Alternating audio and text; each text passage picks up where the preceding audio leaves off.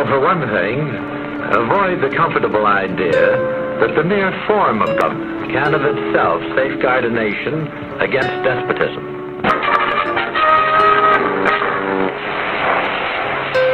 I appeared before the Congressional Committee, the highest representation of the American people, under subpoena to tell what I knew of activities which I believe might lead to an attempt to set up a fascist dictatorship.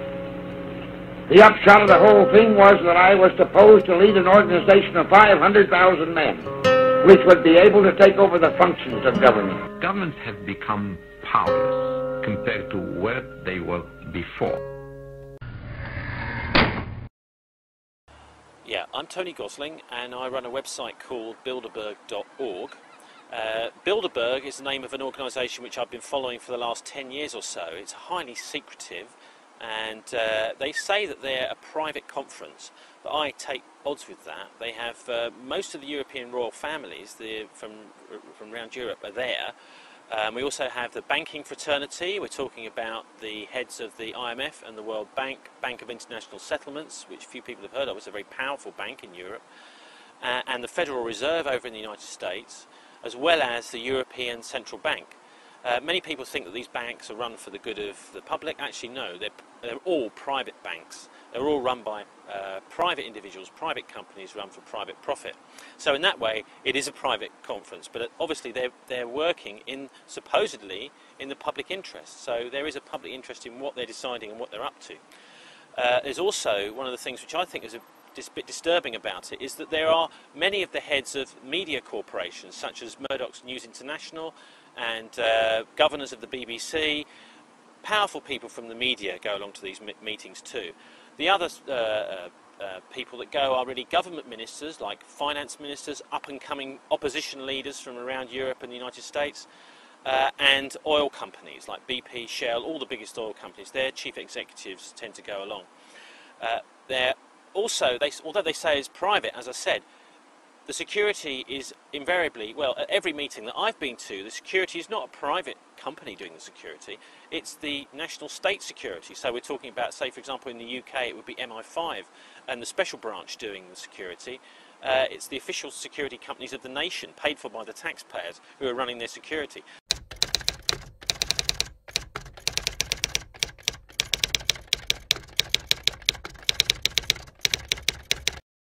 Bilderberg started back in 1954, just after the Second World War.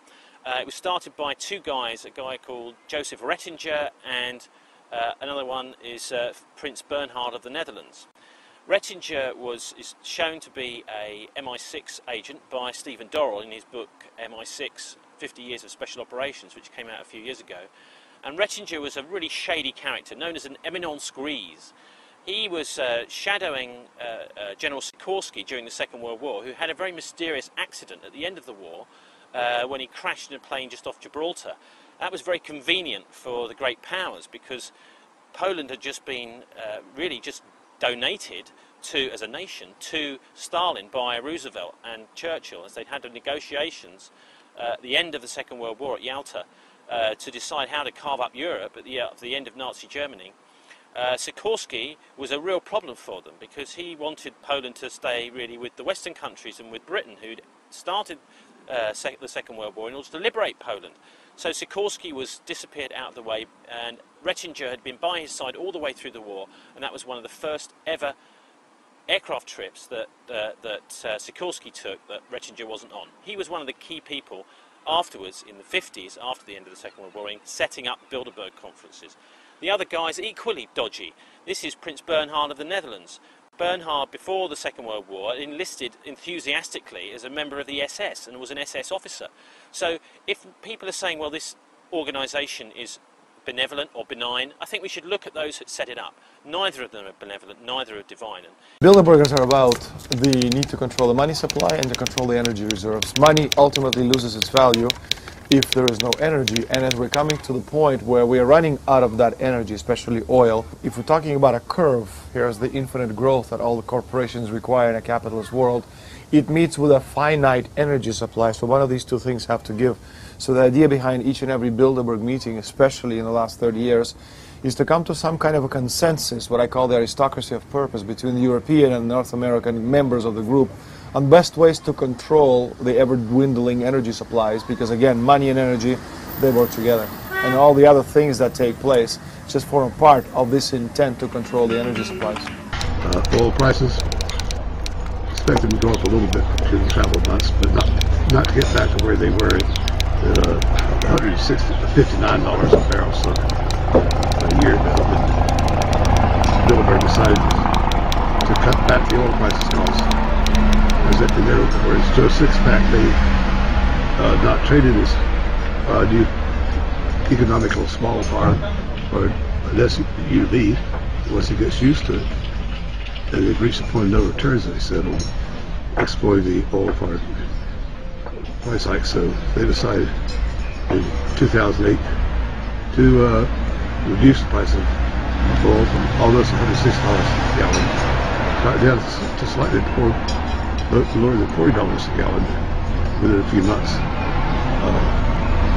After they made that decision, within days afterwards, the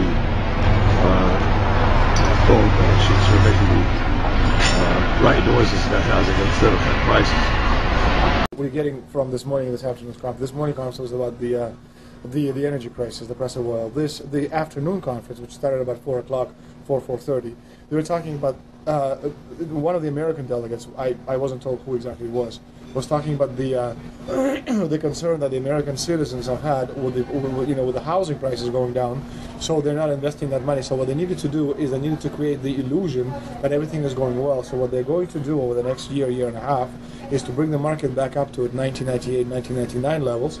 They're going to get all the suckers to invest whatever little money they have left over, and that's when they're going to make the economy bottom drop out. They need to destroy the economy, because as we're running out of oil, when people don't travel, at least that's what they're saying, when people don't travel, when people don't have money, they don't travel, they don't spend any money, which means you don't waste a lot of oil and natural gas. That's the afternoon. So how does this source, just ballpark, so you have this source, is it? Well, actually, there are two people who are members of the Bilderberg Club. It's actual members. They're members of the Bilderberg Club who for years and years and years have been going and participating in all the conversations. They've always been dead on, always. And last year they said the oil prices are going to go up to 150. At the time it was 39, went up to 76, basically doubled. If it doubles again, it's going to be back to where these people say. They attack Iran, it will it? In the case in Iraq in 2003, it was a question of philosophy. The Europeans simply wanted to postpone the war because they're afraid of the European revolt, because in Europe, tens of millions of people came out on the street to say no to war. You didn't have that in the United States, so to the same extent. So the Americans wanted the war immediately, which is September, October 2002. Europeans wanted it postponed indefinitely. They finally come to a consensus to postpone it to February, March 2003.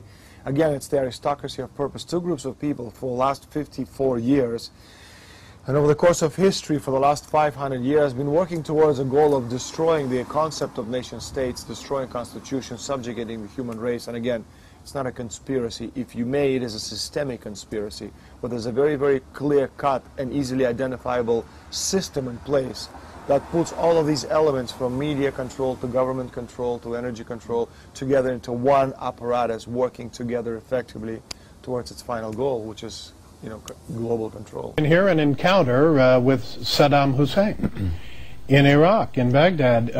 Was there anything in that meeting some 20 years ago that would have led you to believe that he'd be playing the role he is today? I don't think so, but in the light of what's happened, it certainly makes it all the more interesting.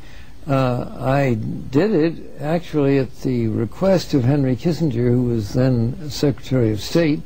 I was going anyway to that part of the world, and Chase had business with the leading commercial bank in Iraq, and so I was going for that.